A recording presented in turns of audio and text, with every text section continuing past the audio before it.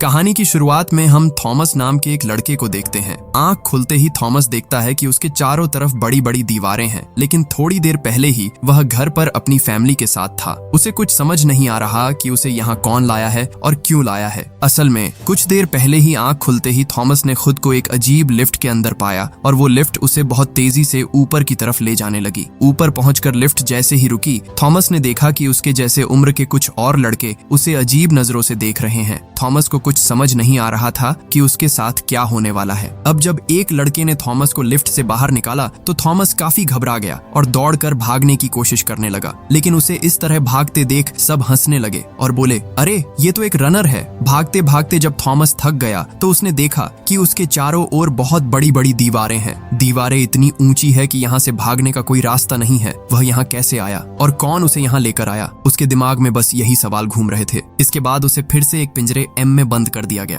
तभी एलबी नाम का लड़का उसके पास आता है। अपना परिचय देने के बाद वह कहता है कि अगर तुम दोबारा भागने की कोशिश नहीं करोगे तो मैं तुम्हें आजाद कर सकता हूँ। ये सुनकर थॉमस कहता है कि मेरे साथ ये सब क्या हो रहा है, मुझे तो अपना नाम तक याद नहीं आ रहा। यह सुनकर एलबी उसे बताता है कि सिर्फ तुम ही नहीं, हम में से कोई भी जब यहाँ पहली बार आया था तो किसी को अपना नाम याद नहीं था, पर चिंता मत करो, कुछ दिनों में तुम्हें अपना नाम याद आ जाएगा। इसके बाद एलबी उसे बाहर ले जाता है और बताता है कि वे लोग काफी समय से यहाँ फंसे हुए हैं। खाने के लिए जो कुछ चाहिए वे यहीं उगाते हैं। बाकी जरूरत का सामान महीने में 2 बार एक बॉक्स के जरिए आता है। अब ये बॉक्स कौन भेजता है ये कोई नहीं जानता। यहाँ तक कि इतने सारे लोगों में से कोई यह भी नहीं बता सकता कि उन्हें यहाँ क्यों लाया गया है। इसी बीच वहाँ न्यूट नाम का लड़का आता है और थॉमस से कहता है कि तुम्हारी दौड़ देखकर मुझे लगा था तुम एक रनर हो, तुम बहुत अच्छा दौड़ते हो। थॉमस रनर शब्द सुनकर हैरान हो जाता है और इसका मतलब नहीं समझ पाता। एलबी इस ग्रुप का लीडर है और जब वह कहीं जाता है तो न्यूट उसकी जिम्मेदारी संभालता है। फिर एलबी उसे एक बड़े वॉच टावर पर ले जाता है ताकि वह पूरी जगह देख सके।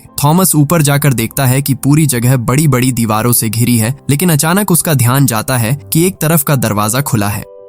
यह देखकर जब वह एलबी से इसकी वजह पूछता है तो एलबी का चेहरा फीका पड़ जाता है। फिर वह धीरे से कहता है कि यहाँ रहने के लिए तुम्हें 3 रूल्स फॉलो करने होंगे। पहला, जो काम दिया जाएगा उसे बिना सवाल किए करना होगा। दूसरा, कभी भी किसी ग्लेडर यानी जो यहाँ बंद है उन पर हमला नहीं करना है। और आखिरी रूल ये है कि गलती से भी इन दीवारों के बाहर कदम रखने की कोशिश मत करना। ये सुनकर थॉमस और भी सोच में पड़ जाता है कि आखिर इन दीवारों के पीछे ऐसा क्या है जिसके लिए उसे वहां जाने से मना किया जा रहा है। इन सब के बीच चक नाम का एक छोटा लड़का वहां आता है। चक इन ग्लेडर्स में सबसे छोटा और सबका लाडला है, इसलिए एलबी उसे थॉमस की देखभाल की जिम्मेदारी सौंपता है। जब चक थॉमस के लिए एक झूला तैयार कर रहा होता है तभी वह देखता है कि थॉमस उसी दीवार की तरफ बढ़ रहा है। चक उसे जाकर रोकता है और कहता है कि भूलकर भी ऐसा मत करना, क्योंकि हम में से किसी को भी उस दीवार के अंदर जाने की अनुमति नहीं है। इससे दूर रहना ही बेहतर है। तभी 2 ग्लेडर्स उस दीवार के अंदर से दौड़ते हुए बाहर आते हैं। ये देखकर थॉमस हैरान होकर पूछता है कि ये लोग अंदर कैसे गए। इसके जवाब में चक कहता है कि ये रनर है और ग्लेडर्स में सिर्फ रनर्स को ही इस भूल भुलैया के अंदर जाने की इजाजत है। मेज शब्द सुनकर थॉमस पूरी तरह चौंक जाता है। उसे अब समझ आता है कि यह कोई साधारण जगह नहीं है बल्कि एक बड़ी भूल भुलैया है।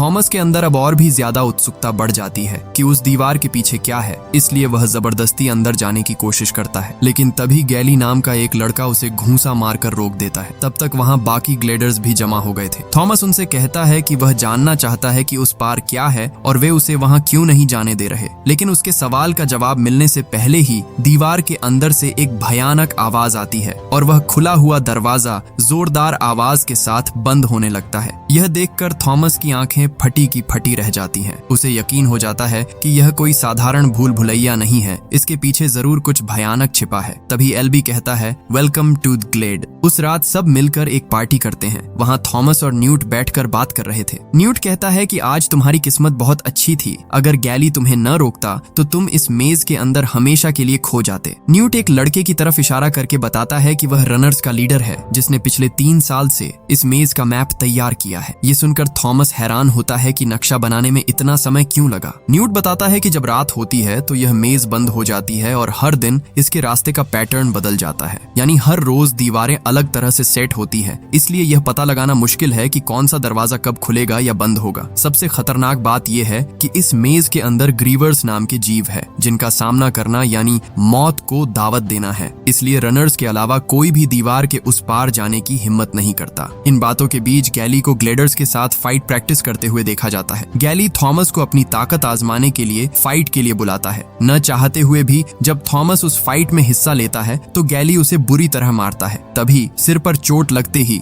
थॉमस को अचानक अपना नाम याद आ जाता है। वह चिल्लाकर सबको बताता है, मेरा नाम थॉमस है। अब सब ग्लेडर्स उसके नाम को लेकर खुशी से चिल्लाने लगते हैं। लेकिन अगले ही दिन से थॉमस को अजीब अजीब सपने आने लगते हैं। वह देखता है कि एक लैब में बहुत सारे साइंटिस्ट उसे घेरे हुए हैं और उस पर कोई एक्सपेरिमेंट कर रहे हैं। इन सपनों के बाद जब उसकी नींद खुलती है तो एल्बी उसे एक दीवार के पास ले जाता है और उसे वहां अपना नाम लिखने के लिए कहता है। वहां सबने अपने नाम खुद ही उकेरे थे। दीवार पर कुछ नाम कटे हुए देखकर थॉमस को कुछ समझ नहीं आता। तब उसे पता चलता है कि वे लोग यहाँ अपनी जान गंवा चुके हैं। इसके बाद न्यूट से बात करते हुए थॉमस कहता है कि वे लोग चाहे तो दीवार फांद कर या फिर उस बॉक्स में छिपकर भाग सकते हैं। तब न्यूट मुस्कुराते हुए कहता है कि इन प्लान्स को बहुत पहले ही आजमाया जा चुका है, इसीलिए इन सब बातों को छोड़कर काम पर ध्यान दो। इस तरह थॉमस अपने रोज के काम के लिए पास के जंगल में जाता है। लेकिन तभी एक भयानक घटना होती है। बेन नाम का एक लड़का अचानक थॉमस पर हमला कर देता है। थॉमस को समझ नहीं आता कि उसके साथ क्या हो रहा है, लेकिन बेन चिल्लाता है कि थॉमस की वजह से ही आज सब खतरे में है। किसी तरह थॉमस अपनी जान बचाकर सबके सामने आता है। बेन की हालत देखकर सब समझ जाते हैं कि कुछ गड़बड़ है। जब उसके कपड़े हटाकर देखा जाता है तो पता चलता है कि बेन ग्रीवर्स द्वारा इन्फेक्ट हो चुका है और वह एक तरह का ज़ोंबी बन गया है। इसलिए सब मिलकर बेन को एक पिंजरे में बंद कर देते हैं। रात में थॉमस एल्बी को बताता है कि बेन कह रहा था कि उसी की वजह से सब मुसीबत में है, लेकिन एल्बी कहता है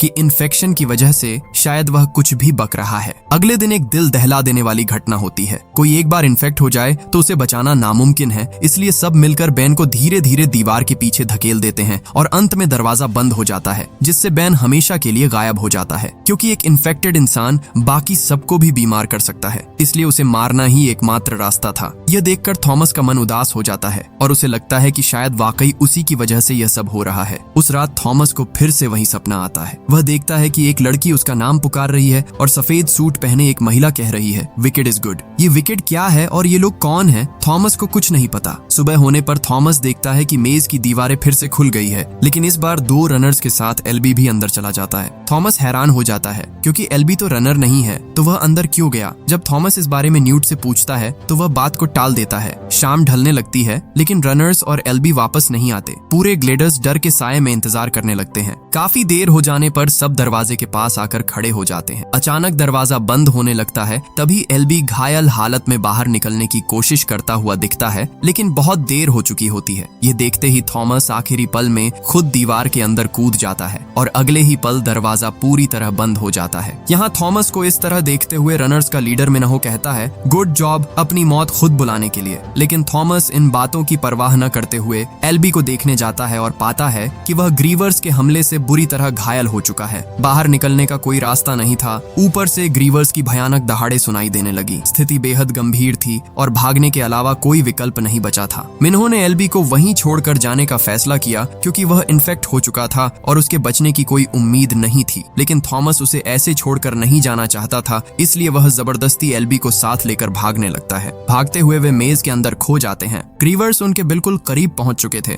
और बचने की कोई उम्मीद नहीं दिख रही थी। तभी थॉमस को एक तरकीब सूझती है। वह एक रस्सी की मदद से एल्बी को दीवार की लताओं के बीच छिपा देता है ताकि ग्रीवर्स उसे देख न सके। इसके बाद वह और मिन्हो ग्रीवर्स से बचने के लिए एक जानलेवा मिशन पर निकल पड़ते हैं। थॉमस हर मुमकिन कोशिश करता है, लेकिन ग्रीवर्स बहुत शक्तिशाली और बुद्धिमान थे। काफी देर तक भागने के बाद मिन्हो थॉमस को एक बंद होती दीवार के बीच छलांग लगाने को कहता है, लेकिन थॉमस चालाकी से उस ग्रीवर को बंद होती दीवार की तरफ ले आता है। जैसे ही दरवाजा बंद होता है, थॉमस तो बाहर निकल आता है, लेकिन वह ग्रीवर उस दीवार के बीच फंसकर कुचल जाता है। बाहर खड़े लोग हार मान चुके थे। तभी उन्होंने मिन्हो, एल्बी और थॉमस को वापस आते देखा, लेकिन यहाँ एक समस्या खड़ी हो गई। गैली ने थॉमस को सजा देने की मांग की क्योंकि उसने नियमों का उल्लंघन कर मेज में कदम रखा था। इस बार मिन्हो थॉमस के पक्ष में खड़ा हो गया। उसने बताया कि थॉमस ने न सिर्फ एल्बी को बचाया बल्कि एक ग्रीवर को मार गिराया जो अब तक कोई नहीं कर पाया था। इसलिए थॉमस को सजा नहीं बल्कि रिवॉर्ड मिलना चाहिए। सब चाहते थे कि थॉमस अब एक रनर बने। इसी बीच लिफ्ट से ऊपर कोई आ रहा था। सबने देखा कि एक लड़की आई है जिसके हाथ में एक नोट था। ये आखिरी ग्लेडर है। होश में आते ही वह लड़की थॉमस का नाम लेती है और फिर बेहोश हो जाती है। न्यूट मजाक में पूछता है कि क्या यह तुम्हारी गर्लफ्रेंड है? थॉमस कहता है कि वह उसे पहली बार देख रहा है। थॉमस ने फैसला किया कि वह दोबारा मेज में जाएगा और बाहर निकलने का रास्ता ढूंढेगा। मिन्हो के मना करने के बावजूद वह कुछ ग्लेडर्स को लेकर चुपके से मेज में घुस जाता है। वहां पहुंचकर वे उस मरे हुए ग्रीवर को ध्यान से देखते हैं। मिन्हो को उसके सिर के अंदर एक इलेक्ट्रॉनिक डिवाइस मिलता है जिससे साफ हो गया कि ये कोई जानवर नहीं बल्कि इंसानों द्वारा भेजे गए मशीन जैसे जीव थे। उस डिवाइस पर WCKD7 लिखा था। वापस लौटने पर न्यूट बताता है कि हर महीने जो सप्लाई आती है उस पर भी WCKD लिखा होता है, यानी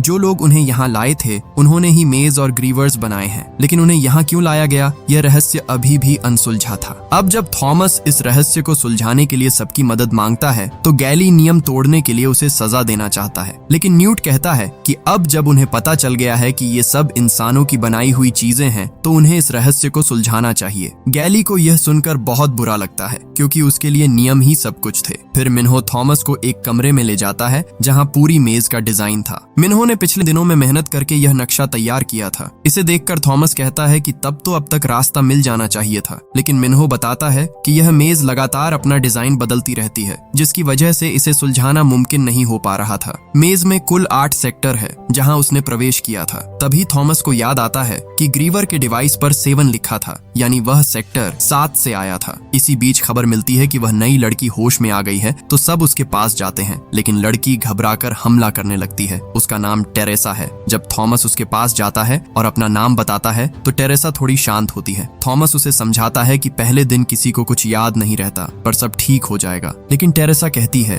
कि उसे अपना नाम और सब कुछ याद है, बस यह नहीं पता कि वह यहाँ कैसे पहुंची। वह यह भी बताती है कि उसे भी थॉमस की तरह उसी लैब के सपने आते हैं। इसका मतलब है कि थॉमस और टेरेसा के बीच कोई गहरा कनेक्शन है। टेरेसा अपने साथ विकेड नाम का एक एंटीडोट लेकर आई थी। थॉमस को लगता है कि शायद यह एल्बी को ठीक करने के लिए दिया गया है, इसलिए वह उसे एल्बी को देना चाहता है। पहले तो कोई तैयार नहीं होता, लेकिन थॉमस कहता है कि एल्बी वैसे भी मरने ही वाला है तो एक कोशिश करने में क्या हर्ज है। सबके राजी होने पर एंटीडोट एल्बी को दे दिया जाता है। इसके बाद थॉमस मेज का रास्ता खोजने के लिए निकलना चाहता है, लेकिन गैली चालाकी से उसे एक पिंजरे में बंद कर देता है। गैली को लगता है कि जो कुछ भी हो रहा है उसके लिए सिर्फ थॉमस जिम्मेदार है। गैली के जाने के बाद चक आता है और थॉमस को आजाद करने में मदद करता है। चक उसे एक लकड़ी की गुड़िया दिखाता है जो उसने अपने माता पिता के लिए बनाई है। वह उनसे मिलना चाहता है, भले ही उसे कुछ याद न हो। थॉमस उसे दिलासा देता है कि चिंता मत करो, वे सब यहाँ से साथ में बाहर निकलेंगे। अगले दिन थॉमस और मिन्हो फिर से मेज में प्रवेश करते हैं और सेक्शन 7 में जाते हैं। वहाँ पहुँचते ही उनके पास मौजूद ग्रीवर का डिवाइस बजने लगता है। थॉमस समझ जाता है कि यह डिवाइस बाहर निकलने के रास्ते की तरफ इशारा कर रहा है। उसे फॉलो करते हुए वे ऐसी जगह पहुंच जाते हैं जहां पहले कोई नहीं गया था। तभी डिवाइस में हरी बत्ती जलती है और सामने के कुछ दरवाजे खुल जाते हैं। लेकिन इससे पहले कि वे कुछ समझ पाते, दरवाजे जोरदार आवाज के साथ बंद होने लगते हैं। थॉमस और मिन्हो बिना समय बर्बाद किए अपनी जान बचाकर वहां से भाग निकलते हैं। वापस आकर वे सबको बताते हैं कि उन्होंने एक नया रास्ता खोज लिया है जहां से शायद वे यहां से बाहर निकल सकते हैं। लेकिन गैली फिर से थॉमस का विरोध करते हुए कहता है कि हो सकता है कि ग्रीवर्स उन्हें मारने के लिए वहां इंतजार कर रहे हों। इसी बीच टेरेसा आकर बताती है कि एल्बी को होश आ गया है। सब तुरंत एल्बी के पास जाते हैं। एल्बी थॉमस को देखते ही रोने लगता है और कहता है कि उसे सब याद आ गया है। वह थॉमस को पहले से जानता था। एल्बी बताता है कि थॉमस उन्हीं लोगों में से एक है और उसे इस मेज के मालिकों ने ही यहाँ भेजा है। वह थॉमस से पूछता है, सच सच बताओ तुम यहाँ क्यों आए हो? तभी उन्हें एक भयानक खबर मिलती है। मेज का जो दरवाजा हमेशा की तरह बंद होना चाहिए था वह आज बंद नहीं हो रहा। थॉमस समझ जाता है कि आज क्या होने वाला है। दरवाजा खुला रहने का मतलब है कि ग्रीवर्स आसानी से अंदर आकर हमला कर सकते हैं। मिन्हो सबको हथियार इकट्ठा करने को कहता है, लेकिन तभी जोरदार आवाज के साथ 3 और दरवाजे खुल जाते हैं, यानी अब बचने का कोई रास्ता रास्ता नहीं था। ग्रीवर्स अंदर आ जाते हैं और उन पर हमला कर देते हैं। सब जान बचाने के लिए इधर उधर भागने लगते हैं। ग्रीवर्स एक एक करके उनके साथियों को उठा ले जाने लगते हैं। गैली कुछ ग्लेडर्स को एक पिंजरे में बंद करके उनकी जान बचाता है, जबकि थॉमस एल्बी को साथ लेकर भागने की कोशिश करता है। तभी एक ग्रीवर उन पर हमला करता है, लेकिन टेरेसा उस पर आग फेंककर उसे रोक लेती है। सब किसी तरह एक कमरे में शरण लेते हैं, लेकिन वहां भी ग्रीवर्स पहुंच जाते हैं। हमले के दौरान एक ग्रीवर चक को ले जाने की कोशिश करता है। एल्बी उसे बचाने की पूरी कोशिश करता है और कामयाब भी हो जाता है, लेकिन बचाते समय एल्बी खुद ग्रीवर के हत्थे चढ़ जाता है। थॉमस उसे बचाने की बहुत कोशिश करता है, लेकिन पूरी टीम की सुरक्षा को ध्यान में रखते हुए एल्बी खुद को ग्रीवर के हवाले कर देता है और उसकी निर्मम मृत्यु हो जाती है। अपने सामने उसकी मौत देखकर पूरी टीम टूट जाती है। हालात शांत होने पर गैली वहां आता है और फिर से थॉमस को इन सब के लिए दोषी ठहराता है। थॉमस भी मानने लगता है कि शायद उसी की वजह से यह सब हुआ है, लेकिन सच्चाई जानने के लिए थॉमस को खुद ग्रीवर का शिकार बनना था, क्योंकि एल्बी ने आखिरी बार कहा था कि थॉमस उन्हीं लोगों में से है। इसीलिए थॉमस ग्रीवर के डंक स्टिंगर को अपने शरीर में चुभा लेता है और बेहोश हो जाता है। बेहोशी में थॉमस को फिर से वही सपना आता है। वह देखता है कि वह और टेरेसा वास्तव में उन्हीं लोगों में से थे। वे खुद ही इतने सालों से इस एक्सपेरिमेंट के लिए सबको यहाँ कैद करके रखे हुए थे। थॉमस को याद आता है कि वह इन लोगों का दर्द और नहीं देख सकता था, इसलिए वह इस एक्सपेरिमेंट को बंद करना चाहता था और इसी मकसद से वह खुद इस मेज का निवासी बनकर यहाँ आया था। इसके बाद थॉमस को एक और एंटीडोट देकर ठीक किया गया और उसने सबको सच बता दिया। उसने बताया कि वह वास्तव में उन्हीं लोगों में से है और उसने ही इन लोगों को यहाँ एक एक्सपेरिमेंट के लिए भेजा था। ये सुनकर न्यूट हैरान रह गया, फिर भी वह थॉमस के पक्ष में खड़ा रहा। दूसरी तरफ गैली ने थॉमस और टेरेसा को सजा के तौर पर मेज में फेंकने का फैसला किया, लेकिन इस बार मिन्हो, चक, न्यूट और कई अन्य लोग थॉमस के समर्थन में आ गए, क्योंकि वे समझ चुके थे कि केवल थॉमस ही उन्हें यहाँ से बाहर निकाल सकता है। अंत में थॉमस के साथी मिलकर मेज के अंदर गए ताकि इस भूल भुलैया से बाहर निकल सके।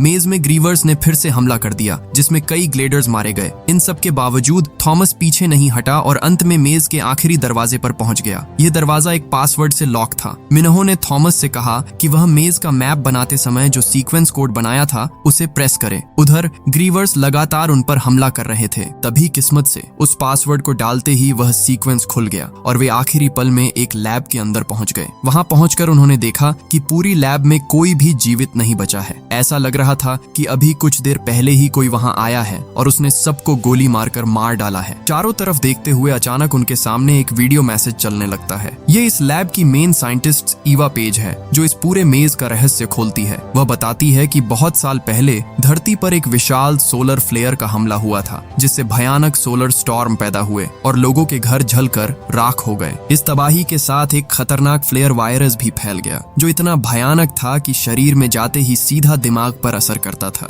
जिससे लोग ज़ॉम्बी बन जाते और तड़प कर मर जाते थे। हालांकि दुनिया में गिने चुने कुछ ऐसे लोग थे जिनके शरीर में इस वायरस से लड़ने की क्षमता थी, यानी इस मेज में आए सभी ग्लेडर्स वही शक्तिशाली लोग थे। वैज्ञानिकों ने यह जानने के लिए उन पर ये एक्सपेरिमेंट किए थे कि उनके शरीर में ऐसा क्या है जो वायरस को बेअसर कर देता है, ताकि उससे एंटीवायरस बनाकर पूरी दुनिया को बचाया जा सके। अंत में जब सब ये रहस्य जान पाते हैं, तभी वहाँ कुछ लोग हमला कर देते हैं। ईवा पेज अपना एक्सपेरिमेंट किसी को बताने के बजाय खुदकुशी का नाटक कर लेती है। तभी एक दरवाजा खुलता है और गैली वहाँ पहुंच जाता है। गैली इन्फेक्ट हो चुका था और उसे पता चल गया था कि थॉमस उन्हीं का एक हिस्सा है, इसलिए वह उसे गोली मारना चाहता है। थॉमस को बचाने के लिए छोटा चक बीच में आ जाता है और उसे गोली लग जाती है। चक की मौत से सब टूट जाते हैं। वह सबका बहुत प्यारा था। ये देखकर मिन्हो गुस्से में गैली के सीने में भाला घोंप देता है और गैली वहीं मर जाता है। इसके तुरंत बाद हमलावर वहां आते हैं और थॉमस और बाकी सबको हेलीकॉप्टर में बैठाकर कहीं ले जाने लगते हैं। जाते समय थॉमस देखता है कि पूरी दुनिया तबाह हो चुकी है। चारों तरफ सिर्फ इमारतों के मलबे और वीराना है। उन्हें नहीं पता था कि वे कहां जा रहे हैं और आगे क्या होगा। लेकिन अगले सीन में एक नया मोड़ आता है, जहां ईवा पेज जिंदा नजर आती है। उसने अपनी मौत का नाटक किया था और वह कहती है कि बच्चों ने पहला चरण सक्सेसफुली पूरा कर लिया है। और ठीक यहीं पर यह कहानी खत्म हो जाती है। मैं इसका दूसरा पार्ट जल्द ही लाने की कोशिश करूंगा। तब तक आप अपना ख्याल रखें। मिलते हैं अगले वीडियो में।